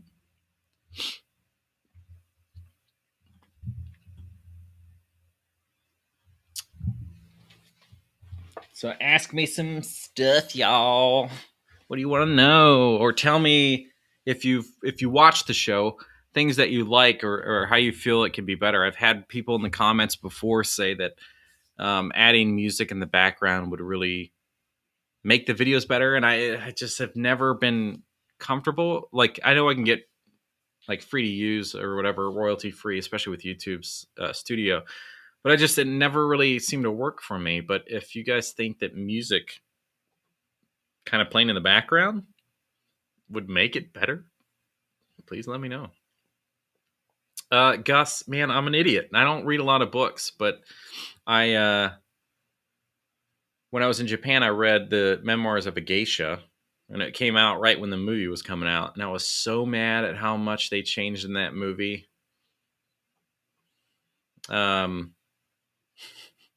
But like, where the red fern grows or something would be the best book I ever read. I think music would be cool too. Okay. Yeah. I mean, I'm definitely in the open space of trying new things, and they have some like 10-minute songs even on YouTube Studio that I can download and integrate. I tried with YouTube. You can use the studio, and you can still make changes even after something has posted. And I thought about adding some music. I actually messed around with it yesterday, the day before, but the slider you get to go with like original audio to music is really tiny, and you can't be that precise with it when you're like, I just want it in the background. And if you get the wrong song that was recorded too loud, it's still overpowering. So I have to plan ahead, download a bunch of those background tracks, and then actually edit the show with the music. Yeah, Gus, I think that may be one of the reasons why I didn't use it. I do use music on TikTok and Instagram because that's just one of the things that helps make a video trend. But I generally push it either way down. You can barely hear it unless I screwed up when I published it. Generally, I just want it to kind of be there where it's just, it's there, but it's not overpowering. Have you got any feedback on the green background? I'm just asking because it's very different. You got any feedback on the green background? Yellow? The yellow background?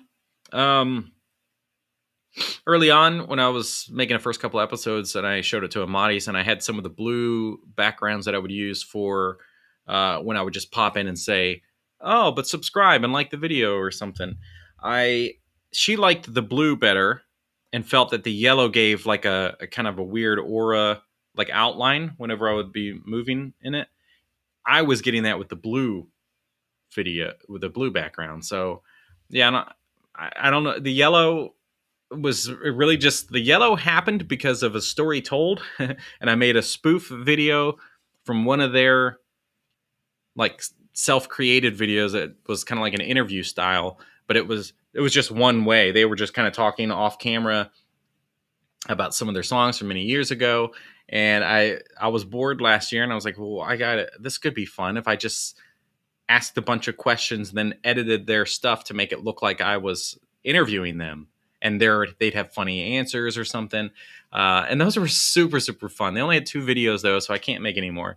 And they had that yellow background, and then I just used that yellow background when I did my test video, and then it just stuck ever since. And let me move this so you can see that cat. Yeah, so I don't know. If you're legitimately colorblind, and if it looks green to you, Sean, then I'm sorry. Joel, here's a mind bender. I used to want to watch every movie from each decade, and from the 1920s through the 1980s. And each year There have been so many more movies being made each year, but nowadays there are more movies being made than anyone can watch in a lifetime. So, which movies do you choose to watch? That is, yeah, I don't know, man. Like, if you're going back through and you look up lists, best movies of 1980 or 1980s, you're going to get box office stuff. You're going to get the things that won awards. You're going to get the lists of movies that everybody has to see this movie. You got to watch Karate Kid. And it's like, yeah, you should. But what about the list of stuff that's like indie films or low budget or, didn't make it to theaters, that is just one of those like just melts your brain because it's so good, but it wasn't mainstream good. I'm sure you know what I mean. Those are the kind of lists. Yeah. Luckily, with things like Reddit, you can find those lists. So I would say just hitting those different decades or years, specific years, and then finding a group that says, like, these are the movies you got to watch. Here is a mainstream one, but it's not the last 21. Well, how many years have they been doing Marvel movies? 12 years or whatever. It's like, if you had 12 years of everything from the last 12 years, I can't talk. The last 12 years would just be a bunch of Marvel movies and Star Wars and stuff. And it'd be like, okay, like, it's so mainstream. But if you can find a nice list of like, these are the things you need to watch, like The Machinist or something. Would be cool to have a headset where you can watch full movies in just a few moments. Kind of like that story about surfing jail time in a coma state headset. I don't know what that is. What is your favorite movie that you would consider a cult classic? The Big Lebowski. Didn't do so great when it came out, but now, everybody loves it. Coen brothers. Dudes are weird. Not everybody likes their stuff. There was something I was thinking about the other day that would be in that realm. I can't think of it. Big Lebowski was the first thing that came to my mind, though. It's great. It's a great movie. It's just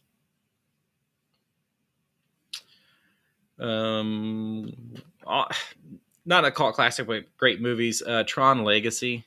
Speaking of Jeff Bridges, Tron Legacy was so good, and we really need a follow up. But Tomorrowland sucked, and that hurt the budget for another sequel in the Tron franchise. And then there was a talk about like a potential reboot or something with Jared Leto. And listen, Jared Leto, no thank you. No thank you. His early movies were good. Awful Joker, just one of the worst. And then I think that he's that Morbius movie. Morbius? Is that the name of it?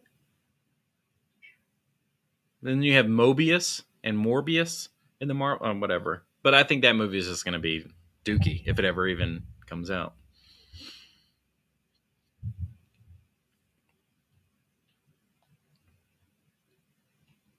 Dallas Buyers Club, yes, he was good in that. And that's why I guess I threw that in as like his earlier stuff. But yeah, I mean, that was a good movie in general. And he did do a good job in that. Yeah, but anything since I just don't care for. I didn't really like him in Blade Runner 2049, and that was it 2049? I can't remember anything anymore. Blade Runner was awesome, and I didn't really care for him in that either. I think he's trying too hard, maybe. I don't know. What do I know? I'm not famous actor boy.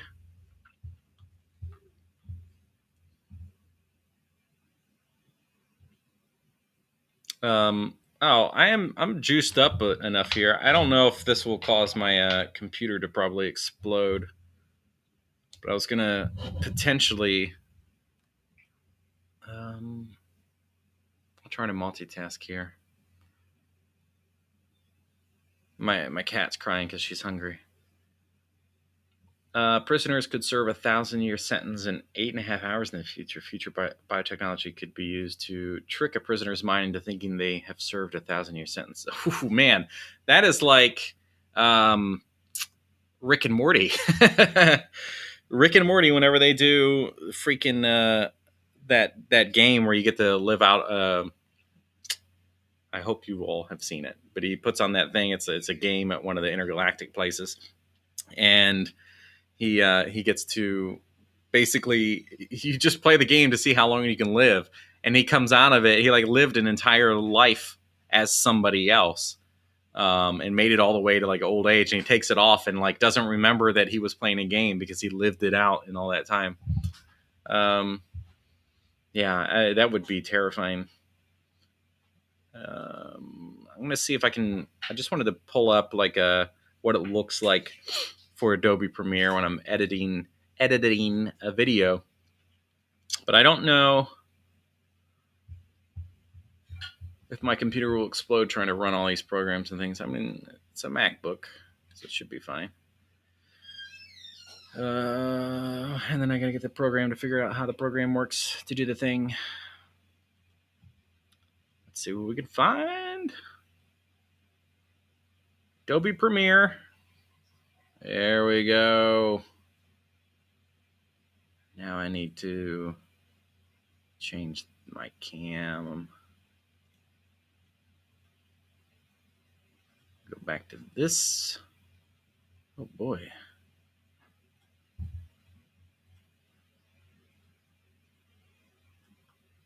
You can't see it. Why?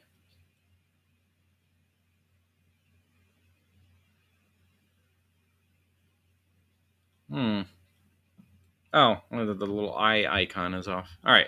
Anyway, now I got all this stuff all over the screen you can't see. Uh-oh. Uh-oh. Uh-oh. Why am I not grabbing my camera? Oh, I'm stupid. All right. It's always user error. Let me catch up on these things. So it sounds yep, live an entire life. Great ad. Will it work? Well, it's a MacBook. Well, for some reason, my MacBook really struggles with some things like the Photoshop file is way too large. I mean, it's a MacBook Pro with like as many beefed up things in 2018, and it does really well and everything else. Certain things, yeah. There's another web design app called Sketch, and it's very popular, and it just does not want to work well on the MacBook. Adobe Sp earlier, is that Spark? I did not. All the Adobe products that I use are going to be Adobe XD, which is the web design one, and prototyping that I use for thumbnails.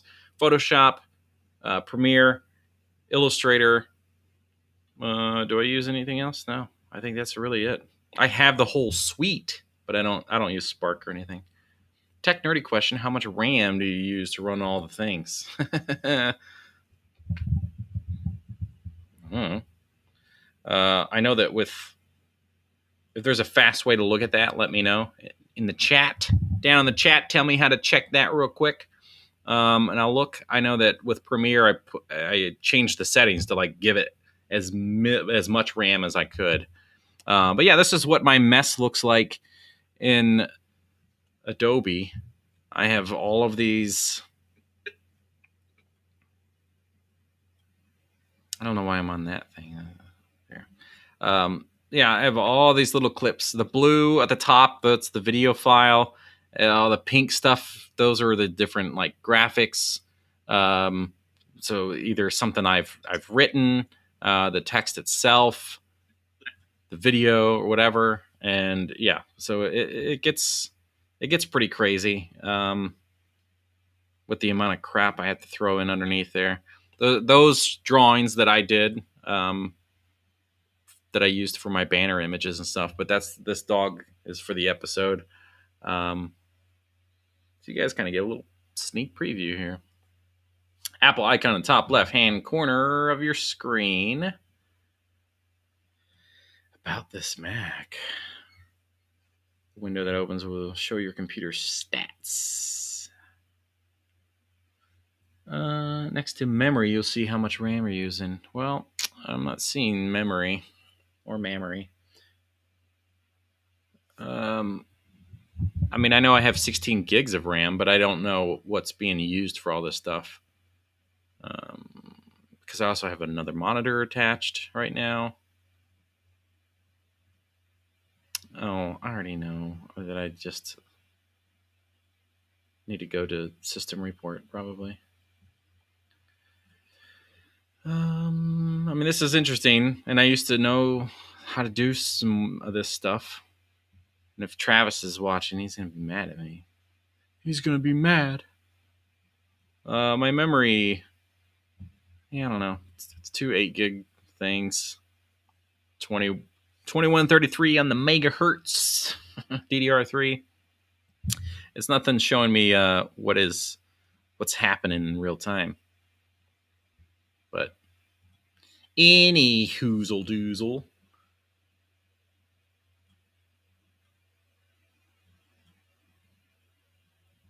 I used to computers well, yeah. I did. Now my computer's not so well.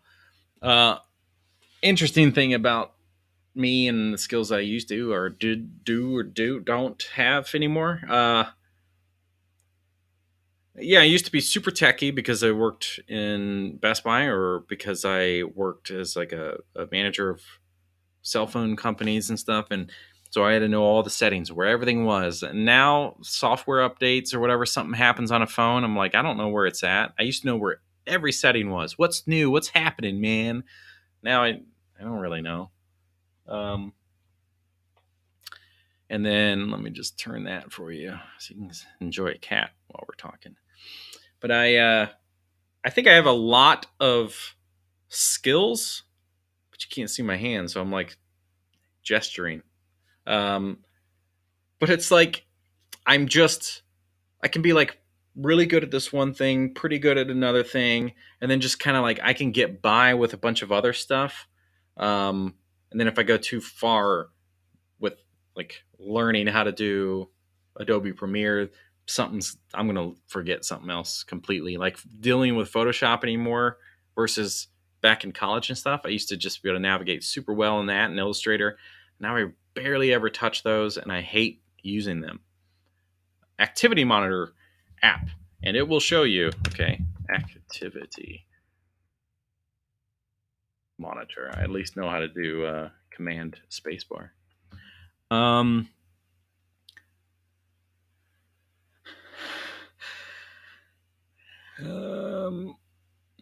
getting a lot of information.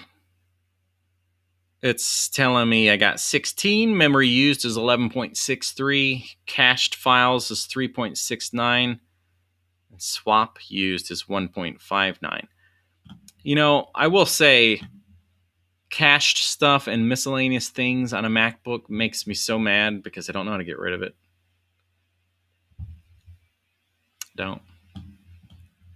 And I know there's a lot of memory for storage that can get freed up, but I don't know if cached files in RAM is a concern, but that's a lot if there's 2 that need to go away.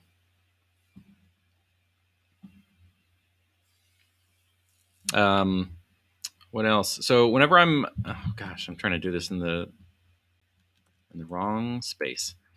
So whenever I'm in here messing around with Premiere and making an episode, I have to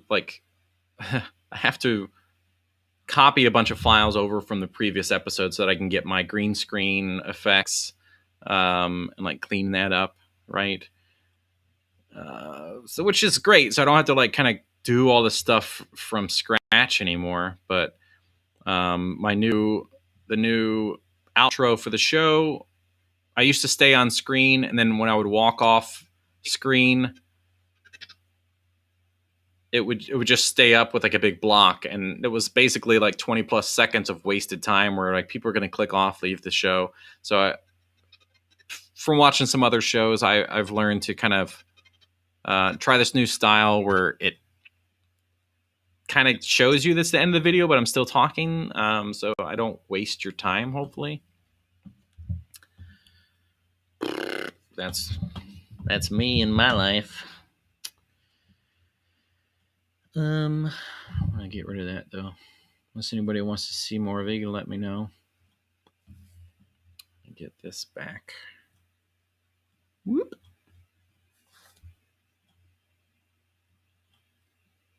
I am using OBS for anybody that's interested as far as like broadcasting.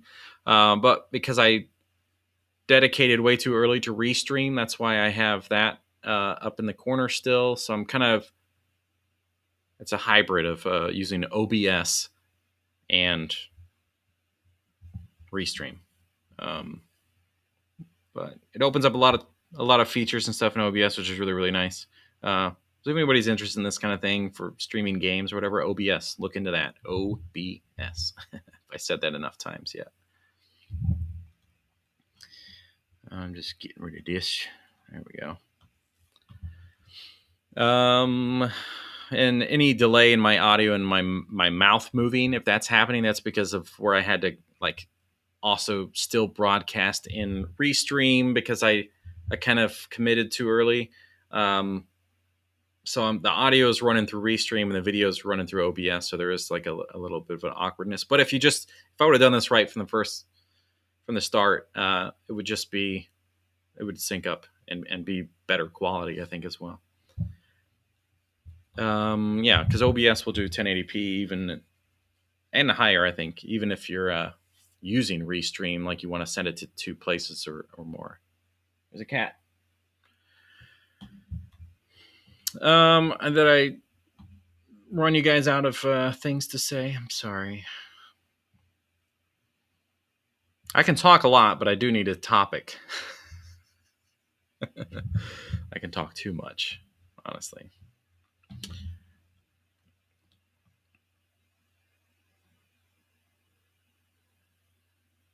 The theme song of my channel, the outro music, I just used GarageBand and found a bunch of loops and made something that I thought was kind of cool and had like an 80s-ish vibe. So I just threw a bunch of loops together, found what I liked, and that's been my music for the show. The little bit that I've had for a long time at the intro when the logo pops up, that's just an iMovie GarageBand default like sample thing that you can use. But as of last Sunday going forward, that's no longer there because I've cut down on the intro length.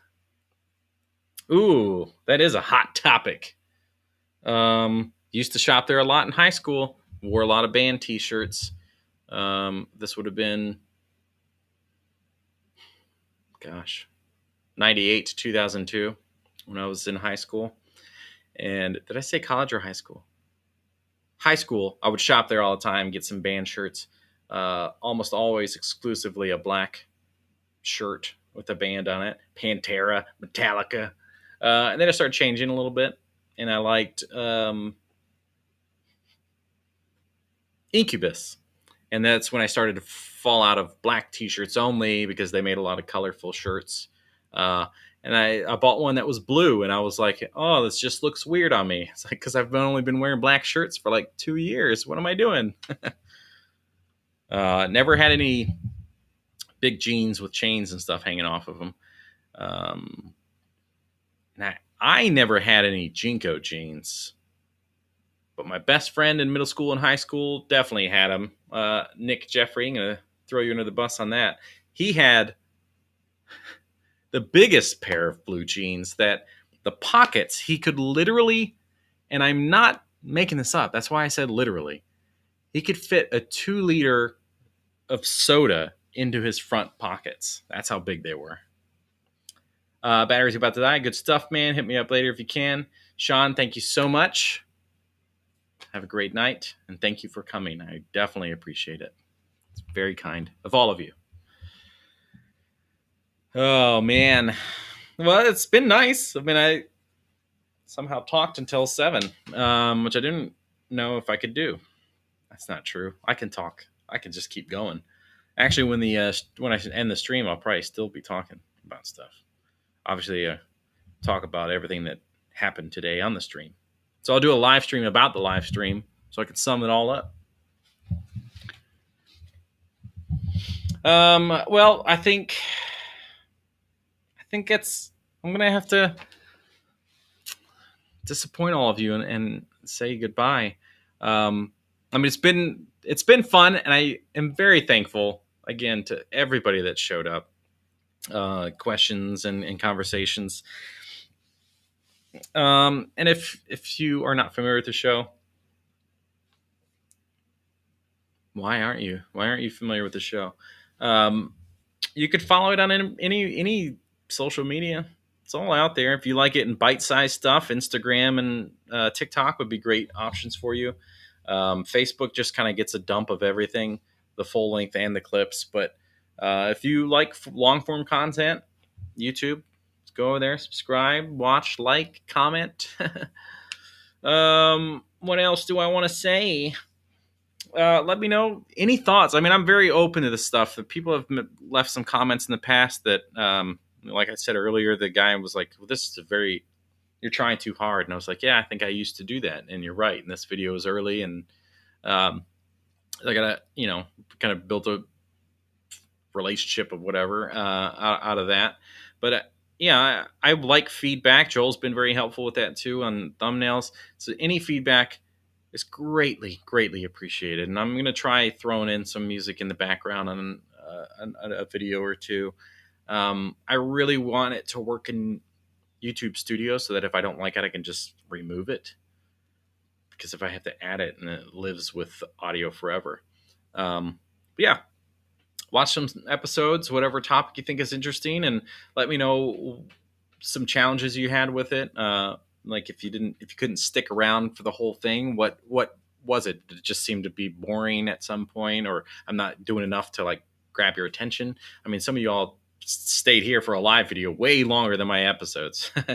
So if my episodes feel like they are longer than a 2-hour live stream, let me know why.